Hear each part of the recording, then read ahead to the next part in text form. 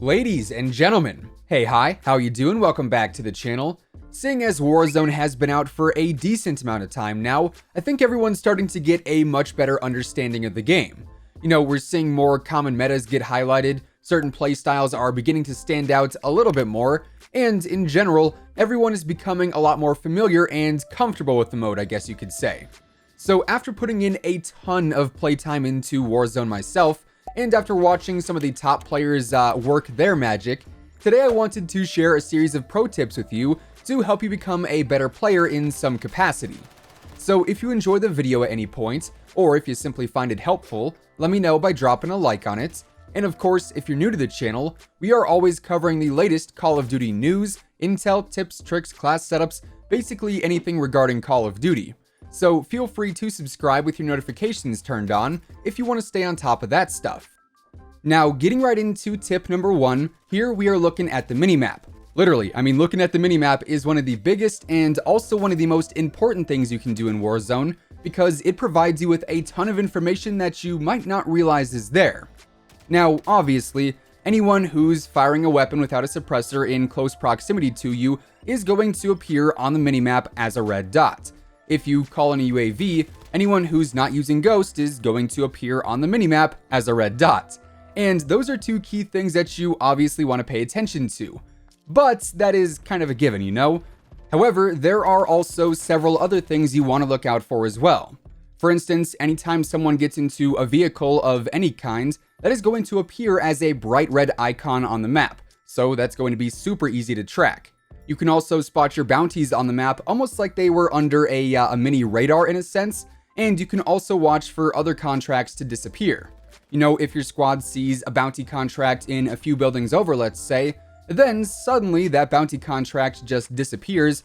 Chances are there's going to be a team over there and you just got a little bit of information on their whereabouts. Basically, when it comes down to it, the minimap can be your best friend in this mode if you use it right, and it can give you a substantial amount of information even without a UAV. Now, staying somewhat on the topic of using the map to your advantage, there's actually something I don't see a ton of people doing with the standard map that you can just pull up that honestly can be extremely useful. So here, obviously, you can see any and all locations you want to see. You can see the flight path, the zone, all that jazz, right? But in those situations where you do have a UAV, or even when players are shooting in close proximity to you, you can still see all those red dots on the larger map as well. And if you go ahead and mark those locations, instead of just simply looking at that direction in game, it can be a lot easier to accurately mark where exactly some enemies are. So just keep that in mind in the future. Then the next thing I want to bring up might sound a little generic, but honestly it is one of the best ways to improve at the game. That is simply to hunt for kills. I've said it before, I'll say it again, you don't necessarily improve by just dropping in, looting a little bit, and then just waiting for the next zone to appear, moving to that, rinse and repeat. Oftentimes, you'll find the players that are improving the most to be those who are going after the action from start to finish, because that gunfight experience is going to lead to confidence and more understanding in the future. It definitely sounds, I guess, a little bit technical, but honestly, it's true. Becoming more comfortable in a variety of engagements is going to lead to you being able to survive even in those really awkward situations, if you have experience using a handful of weapons instead of just a few, and various things like that. Essentially, playing aggressive and going for kills is going to lead to more success later on down the road. Now, I also want to talk about parachuting a little bit, because there's actually a really simple technique that all the best players use to drop in, and I guess the most ideal way, not sure if that's the right way to put it, but basically, you can parachute better, right? So here, all you want to do is open your chute at some point after you deploy whenever you deem necessary, and then cut it right away. Then free fall for a bit to hit that max speed, then pull your chute again, then cut it, free fall, rinse and repeat.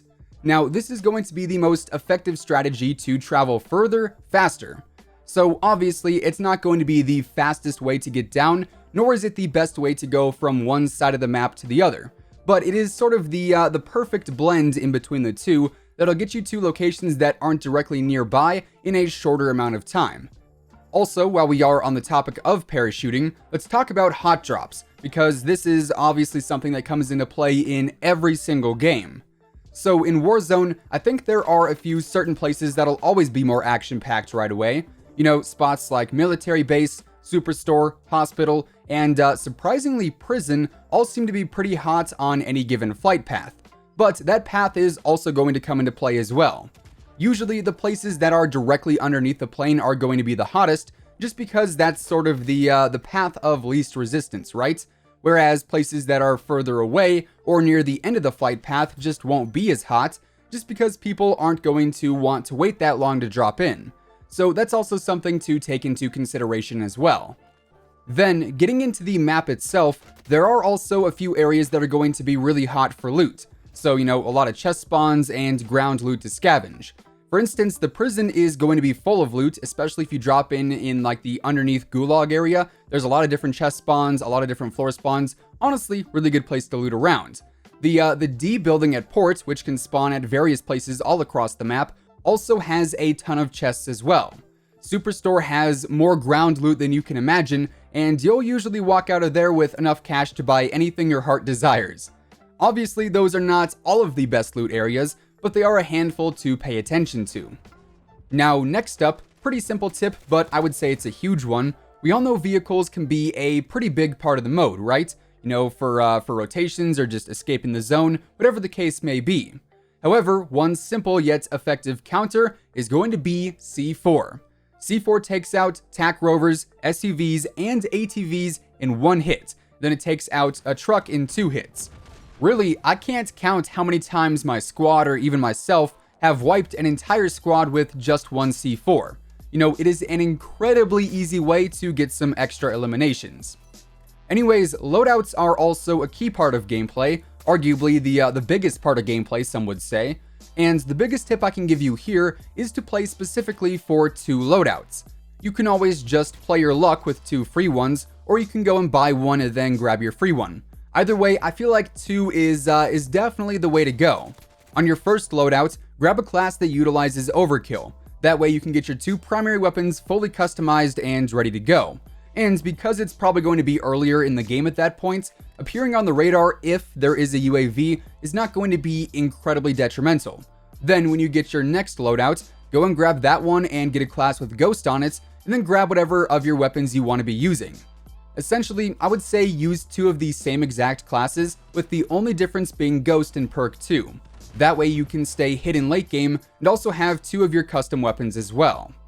Now, another pro tip that you probably won't need to utilize very often, but if the situation ever comes into play, it's extremely useful to know, is how to stay alive for the longest amount of time in the zone. Now, I don't know if there is an approximate amount of time that this will work for, but I do know the longest way to stay alive inside of the gas, whether it be in the final circle as a heal off or when running to the next zone, is to use 2 stims as your tactical equipment, have a gas mask equipped. You might as well have full armor, that's never going to hurt you. Then also have self-revive too. Now, this won't let you stay alive for minutes on end just because the gas is so powerful in Warzone, but it will help you potentially edge out some other players also in the gas. The next tip we have is going to be pretty basic, but it is also crucial as can be. That is to go for headshots as much as you can. Headshots are going to lead to the fastest TTK on any weapon, and you won't sponge an enemy's armor nearly as much if you hit a few consecutive headshots compared to a few consecutive body shots. So kind of force yourself to aim higher, and it will pay off in the long run. Another small but potentially vital tip is to spray paint people you see in the gulag waiting area, because they stay spray painted even when you fight them, so they might be just a little bit easier to see if you do spray paint them beforehand. Then we've also got to talk about audio really quickly, because obviously audio in Warzone is not the best, I would say. Footsteps can be really hard to hear and relatively inconsistent, but outside of the audio preset, which is a lot more based around your unique setup, one thing all players can do to amplify footsteps just a little bit more is to turn down or turn off their music volume, then also slightly turn down dialogue as well. That way the loudest thing you're hearing in-game is the weapon audio and character audio. Now, this won't make footsteps incredibly easy to hear, but it will help a little bit, and as they say, something is better than nothing. Another thing you can do to improve a lot actually is to simply warm up before playing. Now, if you own the full game, you can do this incredibly easily just by jumping into a custom game and playing against some bots to get your aim feeling extra spicy, right? However, if you do not own the full game, obviously, unfortunately, you just don't have that option. In which case, I would then recommend jumping into some plunder for a few matches and just landing hot to get into some engagements.